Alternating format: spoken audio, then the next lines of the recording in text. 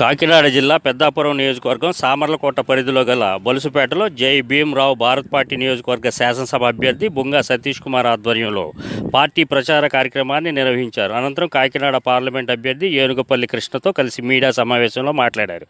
నియోజకవర్గం అభ్యర్థి పిలుపు మేరకు బొలుసులపేటలో ఉన్న ప్రజల యొక్క ఆహ్వానం వర్ణనాతీతమని అన్నారు. ప్రతిపాడు నియోజకవర్గ అభ్యర్థి దాడిశెట్టి వీరబాబు అయితే నల్లయ్య, సతీష్, వారా డేవిడ్ తదితరులు నాయకులు పాల్గొన్నారు.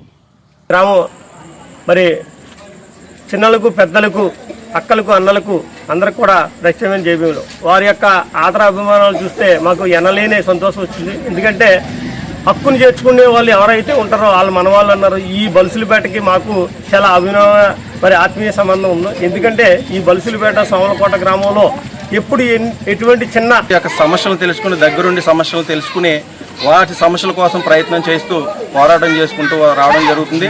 మాకు ఓటు గుర్తు కేటాయించడం జరిగింది. మరి అంబేద్కర్ జై భీమ్రావు భారత్ పార్టీకి ఓటు గుర్తుని కేటాయించడం జరిగింది. ప్రతి గ్రామంలో కూడా ఎవరైతే బడుగు బలహీన వర్గాలు ఎవరైతే ఉన్నారో వాళ్ళందరికీ కూడా ఓటు గుర్తుకు ఓటేయమని చెప్పి ప్రతి ఇంటికి, ప్రతి పేద బడుగు బలహీన వర్గాల గడప దట్టుతూ మేము చెప్పడం జరుగుతుంది. ఇది ఈరోజు 4వ రోజు. ఈరోజు బొలుసులపేటలో సామర్లకోట మండలం సామర్లకోటలో బొలుసులపేటలో ఉండడం జరిగింది.